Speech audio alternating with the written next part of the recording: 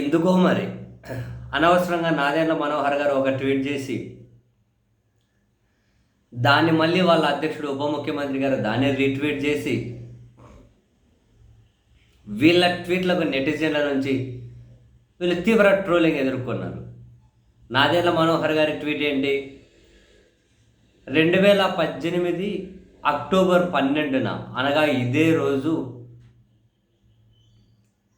నేను యువతతో మాట్లాడుతున్నానని ఒక పిక్ పెట్టారు. అంటే శ్రీకాకుళంలో తిట్టి తుపానప్పుడు నాదెండ్ల మనోహర్ గారు వాళ్ళ జనసేన అధ్యక్షుడు కూర్చొని నలుగురు యువత ఏదో జనసేన జెండా పట్టుకొని ఒక 5-6 మంది యువత కూర్చొని ఉంటే ఒక దగ్గర కింద కూర్చొని మాట్లాడుతున్నారు, ఒక ఫోటో పెట్టారు. స్పెసిఫిక్గా 2018 అక్టోబర్ 12 ఇదే రోజు అని పిక్ పెట్టక్కర్లేదు. ఎందుకంటే రెగ్యులర్గా నాదెండ్ల మనోహర్ గారు వాళ్ళ అధ్యక్షుడితో ఏదో దగ్గర అయితే ఉంటారు కదా, కూర్చొని పోయో నిలబడో తిరుగో ఏదో ఒకటి.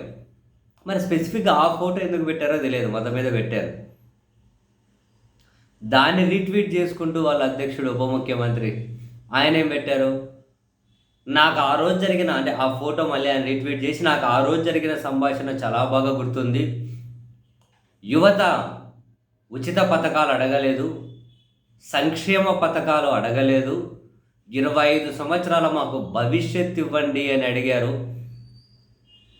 యువత సామర్థ్యాన్ని మనం వాడుకోవాలి, 25 సంవత్సరాల వాళ్ళకు భవిష్యత్తునివ్వాలి, వాళ్ళని నేను అర్థం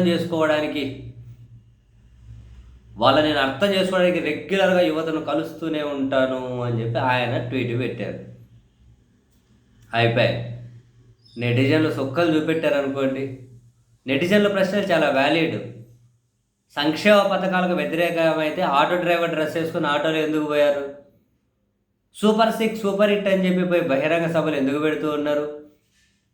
మహిళలకు ఉచిత బస్సులో రవాణా సౌకర్యం అని చెప్పి బస్సు ఎందుకు ఎక్కిండ్రు, ఎందుకు పోతున్నారు అన్న దగ్గర నుంచి మొదలెట్టి 25 సంవత్సరాలు భవిష్యత్తు ఇస్తున్న యువత కన్నాలు ప్రభుత్వ మెడికల్ కాలేజీలు ప్రైవేట్ పరం చేస్తుంటే ఎందుకు సైలెంట్ ఉన్నారు?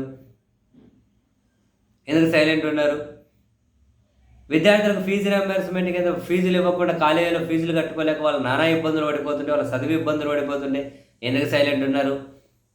25 సంవత్సరాల భవిష్యత్తు ఇచ్చేవాళ్ళు ప్రతి సంవత్సరం నియోజకవర్గం నుంచి 500 మందికి 10 లక్షలు ఇస్తాను, వ్యాపారవేత్తలను చేస్తాన్నారు. ఏది ఎంతవరకు వచ్చింది? అది ఎప్పుడు ఇస్తున్నారు?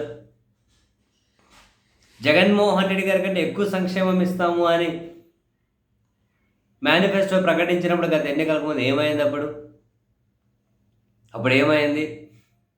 మాటలు కోటలు దాటుతాయి.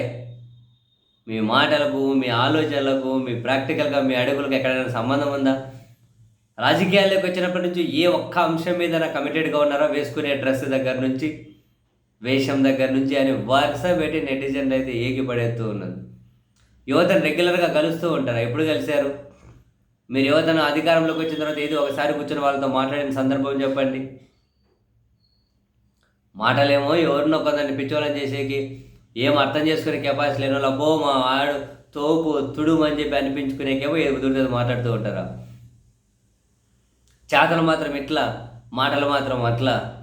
బాబోయ్, మీలాగా ఏ విషయంలోనూ కమిట్మెంట్ లేని రాజకీయ నాయకుడు దేశంలో ఎక్కడ ఇంతకు ముందు ఉండిండరు, భవిష్యత్తులో కూడా రాకూడదబ్బా స్వామి మీలాంటి వాళ్ళు అని చెప్పి కింద నెటిజన్లు పెద్ద ఎదున కామెంట్స్ అయితే పెడుతూ ఉన్నారు. నిజమే, 20 సంవత్సరాలు యువతకు భవిష్యత్తు ఇచ్చేకి ఏం చేస్తున్నారు? నియోజకవర్గానికి 10 లక్షలు, సంవత్సరానికి 500 మందికి ఇస్తామన్నారు. ఇవి ఎక్కడన్నా ఉన్నాయా? వాళ్ళు అడిగిన ప్రతిదీ కూడా వ్యాలిడే కదా. ఏదో పాపం ఆయన మాట్లాడుతూ పోతూ ఉంటారులే. నేను బుక్కులో చదివి ఏమన్నా అప్పుడప్పుడు గుర్తుపెట్టుకొని ఏమన్నా పోస్ట్ చేస్తారేమో తెలియదు, కానీ డైలాగులు మాత్రం అసలు సినిమాల్లో అయితే పేలిపోతాయి. అట్లుంటాయి మాటలు మాత్రం.